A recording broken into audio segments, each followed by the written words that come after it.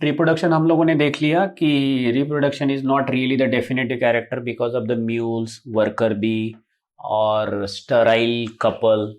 अब next character लेते हैं metabolism. Next character is metabolism. What is metabolism? Meta word यानी importance. Okay, so metabolism is the mixture of anabolism plus catabolism. Anabolism यानी चीजें जोड़कर एक प्रोडक्ट बनाना, catabolism यानी एक जो भी है सबस्ट्रेट उसको तोड़ना। ओके, सो ये हो गया बनाना यानी तुमको कुछ न्यू क्रिएट करना है एनाबॉलिज्म। कैटाबॉलिज्म यानी तुमको उसको तोड़ना है। जनरल हम लोग देख रहे हैं, राइट? डेफिनेशन साइंटिफिक नहीं, इस तरह से आपको दैट बोथ द रिएक्शन अगर आप देखोगे इसको बोलते हैं metabolism. All living organism are made up of cell, ये सबको पता है। All are made up of cell. Cell is structural and functional unit of life. और सेल में रहेंगे बायो मॉलिक्यूल्स, जिसको केमिकल बोल सकते हैं। सेल में कुछ भी हो सकता है, प्रोटीन है, शुगर है, राइट? और ये जो केमिकल्स है they are constantly being, right, जो बनते रहते। ये जो सेल के अंदर जो भी केमिकल्स है, आपके अमीनो एसिड है, आपकी शुगर है, ये कॉन्स्टेंटली मेड, एक तो बनते रहेंगे और they can change into another form.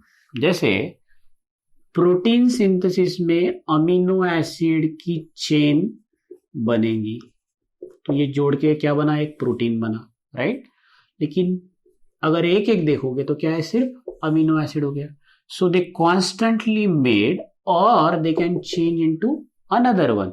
या ये प्रोटीन मॉलिक्यूल लिपिड से ज्वाइन हो जाएगा तो अब बन गया लिपोप्रोटीन।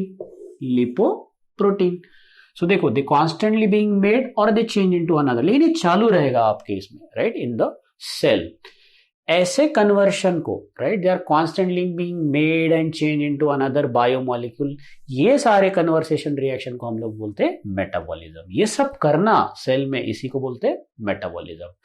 और कोई भी नॉन लिविंग ऑर्गेनिज्म में इस तरह का चेंजेस आपको नहीं देखने मिलेगा। That is why the first character today we learn which come under the definitive is metabolism. Metabolism आपको कहीं नहीं मिलेगा।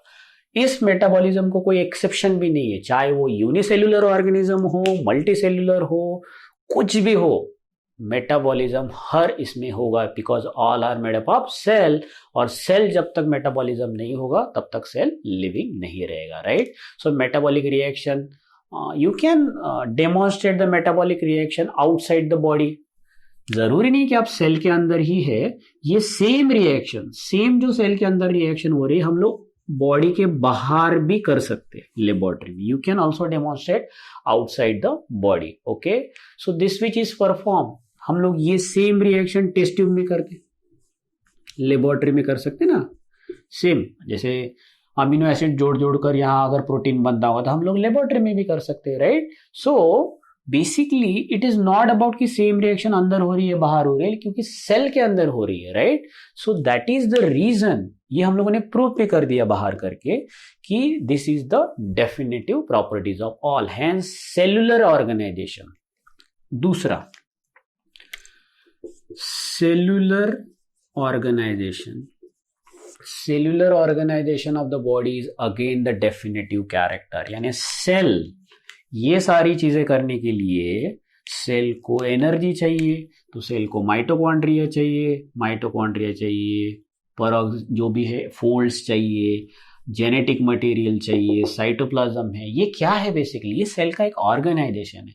प्रोकैरियोटिक सेल हो पुराने वाले या नए वाले, यूकैरियोटिक सेल हो, बिना सेल्यूलर ऑर्गेनाइजेशन से सेल जिंदा ही नहीं रह सकता। तो सेल्यूलर ऑर्गेनाइजेशन भी क्या हो गया? That is the definitive property है, वो तो इसी में आ गया। सेल्यूलर ऑर्गेनाइजेशन है करके ही मेटाबॉलिज्म है, नहीं तो मेटाबॉलिज्म में नहीं हो पाता था, right? So cellular organisation of body is again the defining feature of all living form. तो ये भी हो गया आपका डिफाइनिंग फीचर हो गया, राइट? नाउ आइसोलेटेड, ये सारी रिएक्शन आप लेबोरेटरी में भी, मैंने तुमको पहले ही बोला था, लेबोरेटरी में अगर कुछ करना है तो उसको हम लोग क्या बोलते हैं, इन विट्रो बोलते हैं, इनको हम लोग क्या बोलते हैं, in vitro. So you can perform the same all metabolic reaction in vitro, okay, but they are not living there, okay, but because they are reaction. तो यहां हम लोग बोलेंगे इसको मेटाबॉलिक रिएक्शन. सेम रिएक्शन अगर आप लेबोरेटरी में करके देखना चाहते तो आप उसको मेटाबॉलिज्म नहीं बोल सकते, आप उसको केमिकल रिएक्शन बोलना है आपको, right. So that what you are learn in the chemistry. यहां पर सेम रिएक्शन हो रही है लेकिन लेबोरेटरी की जगह कहां हो रही है, आपके बॉडी के सेल में. तो ये हो गया आपका one of the definitive character, right, metabolism. Cellular organisation उसका ही पार्ट है, लेकिन you can say cellular organisation one of the definitive character. अब ability to sense the environment. अब ये देखिए, ability to sense the environment, या इसको हम लोग बोलते हैं रिस्पॉन्ड और response to stimulus. Response to stimulus देना, एनवायरमेंट, कुछ भी स्टिमुलस कुछ भी हो सकता. जैसे अचानक से आप घर के बाहर निकल गए, ओके, बहुत धूप आ गई तो आप थोड़ा सा अपने आप को ढक लोगे, तो ये आपने एनवायरमेंट को देख लिया. अगर आपको अचानक से लेक्चर समझ नहीं रहा है तो आप ऐसे कर लोगे, फिर इधर देखोगे. ये क्या है basically this is response to the stimulus. अब ये मैंने जो बोला ये तो एनवायरमेंट नहीं है, फिर ये है क्या, ये सेंस है. ये आप समझ रहे हो, ये आपकी बॉडी समझ रही है, आपकी बॉडी के सेंस ऑर्गन समझ रहे हैं, राइट. तो ये जो है ability to sense the environment और response to the stimulus is one of the definitive character जो आपको लिविंग ऑर्गेनिज्म में मिलेंगे. नॉन लिविंग में कहाँ मिलेगा आपको, राइट. आपकी चेयर को ऐसा होता है कि आप बहुत देर से आप चेयर पे बैठे हुए हो, आपकी चेयर थक जाती है और बोलती चलो भाई उठो, अभी मुझे तकलीफ हो रही है. No, because they are non living, basically they are non living. So sense of environment की जो एबिलिटी है सिर्फ लिविंग में मिलेगी आपको, राइट. हम लोगों ने सेंस ऑर्गन देख लिए, राइट. जैसे प्लांट देखो, जाने दो, ह्यूमन का तो इजी है, प्लांट रिस्पॉन्ड करता है, that is called external factor में, राइट. सो जैसे हो गया, देखो बहुत ज्यादा समर में जब लाइट आ जाता, धूप रहती, टेम्परेचर जाता रहता, उसके पत्ते थोड़े ड्राई हो जाते, राइट. पोल्यूशन से हो सकता है प्लांट का डेथ भी हो गए या ग्रोथ ना हो सको, राइट. लाइट है करके ही प्लांट फोटोसिंथेसिस कर पाता, राइट. तो ये सारे क्या है, एक्सटर्नल एनवायरनमेंट को करने वाले, रिस्पॉन्स करने वाले कैरेक्टर जो लिविंग में मिलेंगे, राइट. कोई भी ऑर्गेनिज्म लो आप, प्रोकैरियोट लो या eukaryote, all they have sense of environment. You already know what is the difference between prokaryotes and eukaryotes. Eukaryote, pro यानी पुराने वाले, यू यानी नए वाले, राइट. पुराने जो सबसे पहले सेल थे उनको सेल था, सेल वॉल जो भी था, उसके बाद कोई न्यूक्लियस वगैरह नहीं, ये अपना जेनेटिक मटेरियल, थोड़ा बहुत जो भी पानी है साइटोप्लाज्म, थोड़े बहुत राइबोसोम, हो गया ऑर्गेनिज्म. लेकिन ये सेल है, बैक्टीरिया आपके ऐसे ही रहते.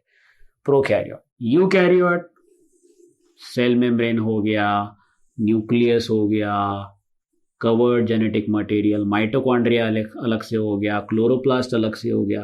तो ये होगी ऑर्गेनाइज को हम लोग बोलते हैं यूकैरियोट. यानी सिंपल लैंग्वेज में आप याद रखो, प्रोकैरियोटिक सेल में जो अंदर के जो ऑर्गेनेल्स है सारे नेकेड है, और यूकैरियोट में के जो है वो कवर्ड है, ये जेनेटिक मटेरियल को मेम्ब्रेन है, माइटोकॉन्ड्रिया को मेम्ब्रेन है. जैसे बोलते हैं ना, बहुत पुराने जमाने में लाइक ऑर्गेनिज्म ह्यूमन थे जिनके पास तब कपड़े वगैरह इन्वेंट नहीं थे, तो वी आर नेकेड. अब धीरे धीरे सब कुछ एडवांस होने लगा, we are covered ourselves. So this is all about the difference between prokaryote and eukaryote. ये चैप्टर में नहीं, आपको नेक्स्ट चैप्टर में रहेगा सेल वाले इसमें, बट मैं बहुत बार प्रोकैरियोट यूकैरियोट बोलता हूँ तो most of the students don't know that, so that's why I explain here. Okay, so ability to sense the environment or response to the stimulus. हर इसमें प्रोकैरियोट में और यूकैरियोट सीजनल ब्रीडर्स रहते, right. Photoperiodism जिसको बोलते हैं, कुछ animals कुछ season में ही ब्रीडिंग कर पाते, ह्यूमन नहीं. Human are not seasonal breeder. Breeding करना यानी that is they undergo the fertilization and they can produce the new organism, that is called seasonal breeding. Okay, plant भी हो सकता, plant they can produce the flower and flower is pollinated and then fertilisation and then formation of the fruit, तो ये seasonal. तो इसके लिए photo period बहुत important है। What is photo period? Plant कितने देर तक उसको लाइट मिलता, उतने देर में ड्यूरिंग दैट पर्टिकुलर पीरियड उसका फोटोसिंथेसिस करके उसने सारी एनर्जी मॉलिक्यूल बना या नहीं बना, ये बहुत इंपॉर्टेंट है। So photo period is very important इसके लिए, सीजनल ब्रीडर प्लांट हो या एनिमल के लिए, right. So that is why ये एनवायरमेंट है आपका, ability to sense the environment है, जिसका वन ऑफ द एग्जांपल है photo periodism. All organism of aware of their surrounding. अब एक सेंटेंस आपके एनसीईआरटी में है, what is that sentence? All organism are aware of their surrounding, they are aware of their surrounding, and human are only aware, and human are only organism it is aware of himself। हमारे पास ये extra character है, ये ऐसे ही है आपके NCERT में दिया। इसका मतलब क्या है?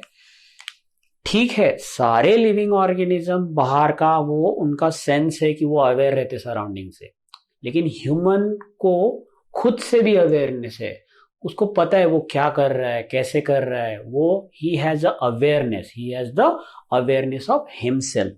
अवेयरनेस ऑफ हिमसेल्फ बहुत like you can not really diagnose in case of another organism, तो ये हमारा स्पेशल प्रॉपर्टी। इसीलिए तो हम लोग हमारा जो भी हैबिटेट है धीरे धीरे धीरे उसको डेवलप करते जा रहे हैं। प्लांट करते जा रहे हैं क्या? नहीं, प्लांट तो वहीं पर है जैसा पहले था, अभी भी वैसा ही है, थोड़े शेप चेंजेस हो गए। एनिमल के भी जैसे थे, हमारे देखो, राइट। पहले हम लोग छोटे हट्स में रहते थे, धीरे धीरे हम लोग बिल्डिंग में जा रहे हैं, राइट। सो सारी चीजें हम लोग चेंज कर रहे हैं, right, because we are aware of himself. Aware of himself is the special characteristics of human being, हमारी ये कैरेक्टर। तो ये हमें इस टॉपिक में नहीं पढ़ना है। टॉपिक में क्या पढ़ना है? Ability to sense of environment. इसलिए मैंने एनवायरमेंट यहां लिखा, अवेयर ऑफ हिमसेल्फ नहीं लिखा, बिकॉज ये तो सिर्फ ह्यूमन में, जिसको हम लोग बोलते हैं सेल्फ, ह्यूमन में कॉन्शियसनेस है। Self consciousness is the best property जो ह्यूमन बीइंग में है, जो बाकी कोई ऑर्गेनिज्म में नहीं है, right. So ability to sense of environment, it is a self consciousness. So this is all about your which one. So you can say self consciousness में का self अगर आप निकाल दोगे तो consciousness is again the definitive property या ability to sense of environment, इसी को हम लोग conscious बोलते हैं, that is the definitive property। और human में कौन सी है? self भी है, consciousness तो है बट साथ में सेल्फ भी है, right. So you can add consciousness in the definitive property of living organism. देखो अभी 2 हो गई नॉन डेफिनेटिव, 3 होगी आपकी that is called definitive. So in human being it is very difficult to define the living stage. जैसे for example अब देखो, अगर कोई पेशेंट कोमा में है, राइट, पेशेंट कोमा में है, उसका ब्रीदिंग कैसे? वेंटिलेटर पे लगा दिया हम लोग को, okay, we put the patient on ventilator. तो उसके जो हार्ट का और उसके जो लंग का काम था, अब पेशेंट कर रहा है क्या? क्योंकि पेशेंट तो कोमा में है, वो मशीन कर रही है, मशीन उसके लंग को ऑक्सीजन दे रही है, उसके हार्ट को बीट कर रही है। पेशेंट ब्रेन डेड हो गया। अब मुझे एक बात बताओ, पेशेंट का ब्रेन अगर वर्किंग नहीं है, पेशेंट कोमा में है, तो कॉन्शियसनेस है क्या हमें? सेल्फ तब वो कॉन्शियस रहेगा खुद नहीं, क्योंकि उसका तो ब्रेन डेड है। तो दिस इज एक्स्ट्रा थिंग कि हम लोग कैसे हर कैरेक्टर को ले सकते हैं। तो ह्यूमन बीइंग में हम लोग ये एक्सप्लेन नहीं कर पाते कि सेल्फ कॉन्शियसनेस या कॉन्शियसनेस ही लिविंग कैरेक्टरिस्टिक है। फिर भी हम लोगों ने ये कॉन्शियसनेस कहाँ डाला है? डेफिनेटिव में, राइट। क्योंकि यहां यही एक प्रॉब्लम है, अगर ह्यूमन बीइंग कोमा में चला गया तो उसके ऑर्गन तो काम ही नहीं कर रहे, उसका ब्रेन भी काम नहीं कर रहा, उसको आप धक्का लगाओ, उसको पता नहीं चलता, सेल्फ कॉन्शियसनेस नहीं, कॉन्शियसनेस नहीं, फिर भी वो ही is the living. Okay, so this are some of the facts you need to understand as you are the science student. तो ये जब आपके कोई भी मेडिकल अंडर ग्रेजुएट में जब आप एडमिशन लोगे तब आपको ये सारे आंसर मिल जाएगा। अभी तो आप तैयारी कर रहे हो, basically you are preparing for the entry into the medical field. Okay, तो ये क्वेश्चंस आना जरूरी है। Second most important thing, I want each and every student, इस तरह के क्वेश्चंस को ज्यादा सोचो मत। मैंने देखा है कि 99% ऑफ द स्टूडेंट, उनको बाकी क्वेश्चन में ज्यादा इंटरेस्ट है। ऐसा क्यों हुआ फिर ह्यूमन में? जैसे मैंने वेंटिलेटर बोला तो वेंटिलेटर के बारे में इंटरेस्ट चालू हो जाता उनका, right? Basically that is not our topic. वो उस आइडिया को क्लियर करने के पीछे लग जाते।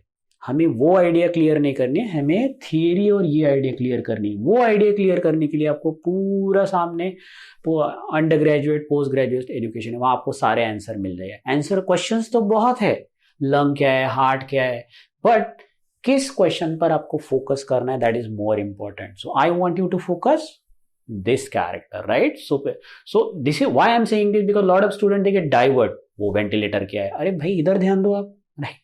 वो बाद में देख लेंगे हम लोग, right? So this is all about your which one character. In higher classes all living function, ये क्यों आते हैं? Because of the interaction.